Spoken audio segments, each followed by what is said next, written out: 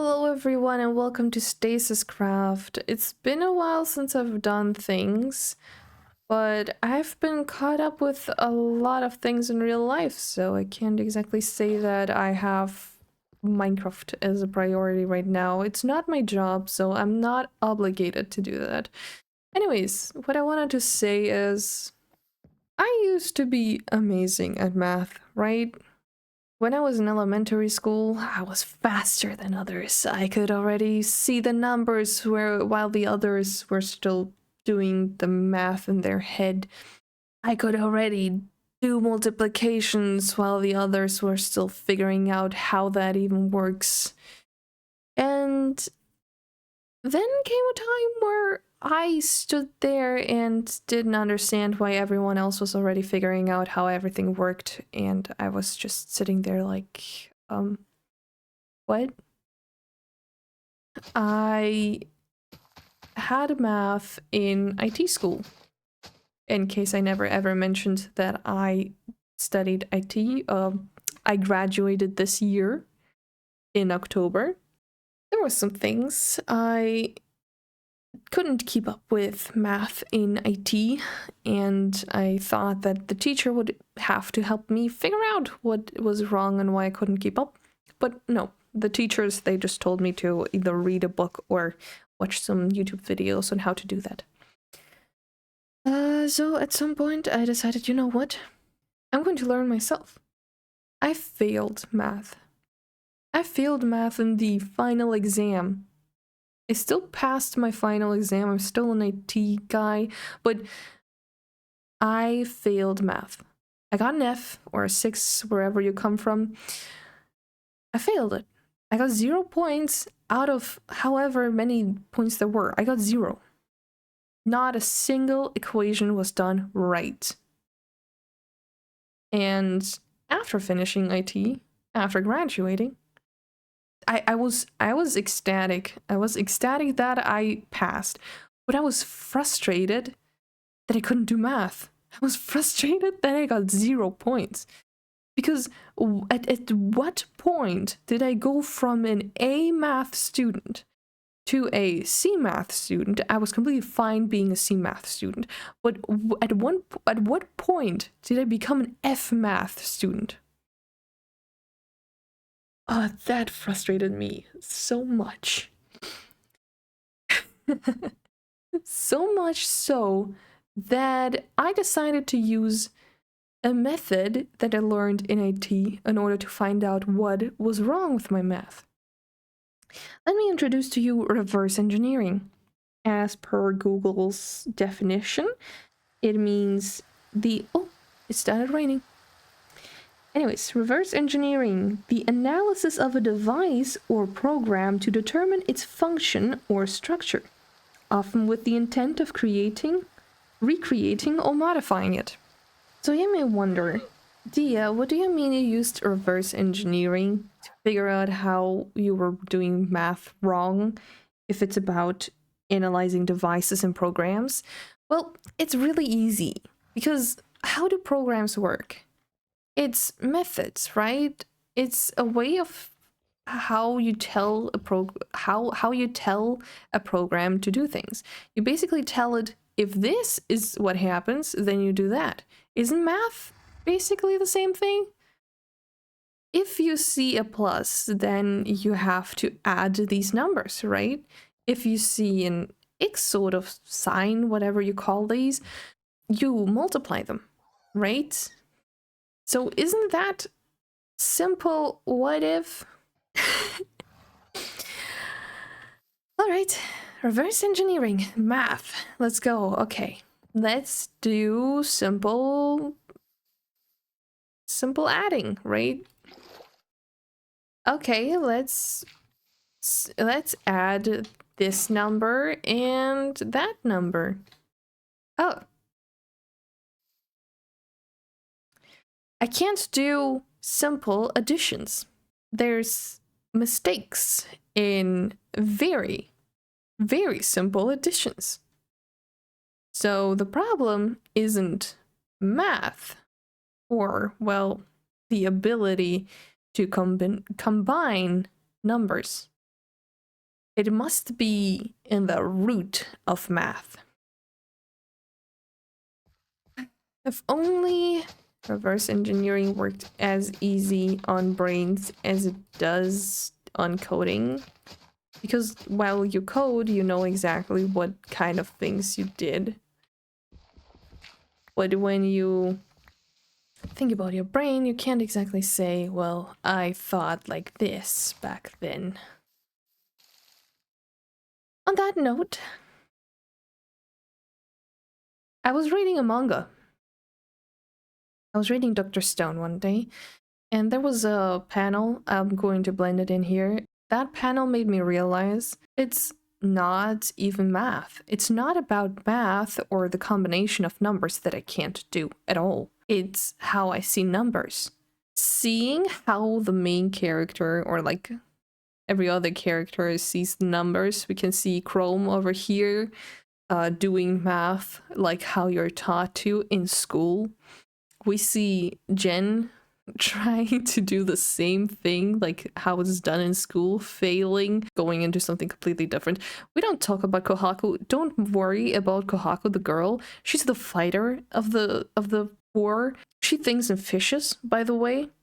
When she thinks about math, she's like, well, there's 4 fishes and then there's another 4 fishes, so that makes 8 fishes. More food for people, right? That's how she thinks. That is also a completely legit way to think about math, but she can't go very big with numbers. So it's legit and it's fine, but it's just how she thinks. And the thing is, when I looked at how Senku does the math, I realized exactly how I think of numbers. I have a methodic and structured way of thinking about things. And math apparently is one of those you can think about differently. To me, a 3-digit number isn't just a singular number, it's 3 digits. It's 3 digits big, it's within these hundreds, it's within these tens. Yeah, I think if you know how, if you see numbers in blocks or as individuals within one big number, then I think you understand how I was thinking, and it made me realize that it's something neurodivergent, right? It's not something you can just change. I can't just suddenly stop thinking in a structured way or just see numbers as they are suddenly because everyone else is doing that. So instead I decided, you know what? I want to know how this main character does his math. Just throw this in and not have a legit real-world explanation for it. We don't talk about the weird petrification beam that turns everyone into stone, because that is the sci-fi part of the story. And it's completely fine, and it was fun to read. I'm telling you, that is one of the best stories that I've ever read. Actually, no, it's the best story that I've ever read. It's on my top 10. It's on my top 5. It's on my top 3 stories. Anyways, Chrome challenges Senku to an arithmetics challenge. I think, did I say that right? Arithmetics? Anyways, he says, calculate 87 times 89. Wait. 87 times 83. And Senku's right. Well, that is pretty easy. Let me do the calculation in my brain so I don't actually say the wrong number. To check if I did that right. Yeah, I did that right. Okay, so I still remember how to do that. Also, it's a good example that I can do math. It is 7,221. How long did that take? I don't know, but it's a lot faster than I would have done way back when. And the the thing is, how did I figure out such a huge number in this span of time? And he explains it. It's Vedic math. So if you see a number that is 83 times 87, what kind of pattern do you realize when you look at them? Both numbers start with an 80. Both are in the 80s. And when you look at the last number for both, 3 and 7, both of those add up to 10. So you can only use this specific method for numbers that are in the same tenths and whose last numbers add up to 10. Specifically both of these, okay? And you can't do that when two numbers are in the 80s but have not but the last numbers don't add up to 10. It has to be both. Then you can do this simple thing. You take the tens, the 80, and you take the 8 out of it. And you multiply it times the same number plus 1, so that means 9. So you multiply 8 times 9, and you have 72. That is your first number, 7,200. Then you take the last numbers, the 3 and the 7, and you multiply those, you have 21. And suddenly, math is a lot easier to do. You have 72 and 21 figured out from the tens and the ones. 7,221. I'm still not great at math. I don't expect to actually be good at math anytime soon or anything like that, but I think I'm insane, and no normal person actually falls asleep thinking, okay, can I actually do 63 times 67 now? If you understood how this specific method works, I think you would be able to figure that out really quickly, because we just did 3 times 7 being 21, and now you just have to multiply 6 times 7.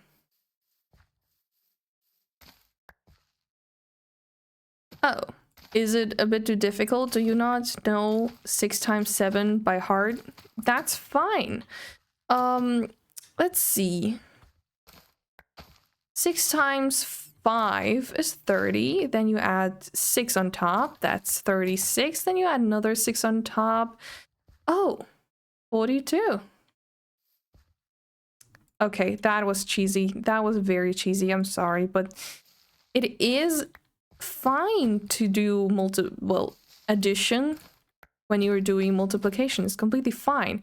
And Vedic Math does it several times over, actually. It combines additions and multiplications all over the place, because frankly, it's about getting to the right number instead of doing the methods that your teacher wants you to do.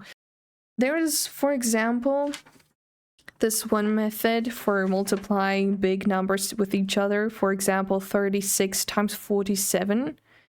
You multiply the last numbers together, 6 times 7 being 42. And then you multiply crisscross. But that's not what the teacher says, right? Like, how do you multiply? How would they? Why? It's completely different. But anyways, you have the ones. You have the 42. You put that aside. You have the 42. Then you take the 10 from the tens from the first number and the last number from the other number. You have 3 times 7, that being 21. Then you take the 1 from the first number and the tens from the other number. That is crisscross. You have 6 times 4, which is 24. And together, they make the 45. You remember the 5, and you put aside the 4. Now, what you are left with is the tens of both these numbers. Add or multiply. Multiply 3 times 4, and you have 12. Now you have to add on top of it the 40 that you got from the number before that. Because you got 45, you can only keep the last number, which means that the 40 has to go. But it's going into as an addition to the last number and makes it 52. So let me check this one real quick before I explain some sort of mistake. Right, you have 42, 54, and 52, right? Now you write these numbers from right to left. You have 2. You can write that down without issues. You have the 4, but you add it to the 5 that is coming next. You have the 4 with the 5, which makes 9. You write that down. You have the 4 from the next number because you already added 5. You have the 4, but you add it to the next number too. You write that down as 6. And then you have the 5 left over from the last number that we got, and you have a 5, which makes it 5,692. And it makes math so much easier. These methods that your teachers teach you, they are fine and they are, well, you have to learn them. But if you think differently about math than other people, then it's not about trying to figure out how to do these methods your teacher tells you. No, you have to find other methods to learn the thing that everyone else is learning. Go and read about Vedic math. Learn the sutras. Well, you don't exactly have to learn them as sutras or pray or something like that. Well, it's Vedic math itself is ancient Indian methods of doing math. Well, sutras. Sutras are prayers. Aren't they like in Buddhism? Anyways, they teach math on not about how to do these things or how multiplication works. It teaches you methods to do math in a way that your brain logically understands it. So if you struggle with understanding math and never able to keep up with your teachers or your peers, if you're neurodivergent, I'm pretty sure that already is self-explanatory.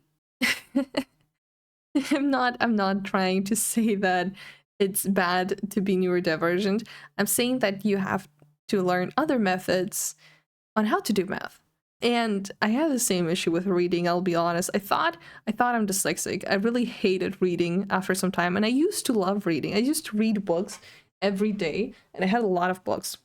But then at some point, I thought it's hard to read, and I stopped reading. I hated reading, especially when it was just simple books. I found out that I have prism correction, and I love reading again after it was corrected, after I got new glasses. I love reading again. Same with this math. I loved doing math. Then I lost at some point. I couldn't keep up with everyone else, but now I figured out that I just have to learn different methods on how to do it.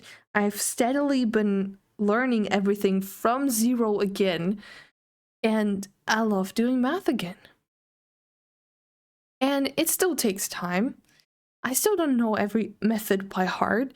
I still don't know what is the best way to choose each time. But I found joy in doing math again. I can do math again. And I can compete with children again about doing that. I don't make as many mistakes anymore. It's fun because it works. And if it doesn't work for you, it's fine. Maybe math isn't exactly your thing. But if you used to like it, there is a chance that the reason you don't like it anymore is because it doesn't work. It's because there's something not letting you do it, right? Don't give up. Reverse engineering, finding out what's wrong, finding a method that works for you, and then having fun again. Good luck.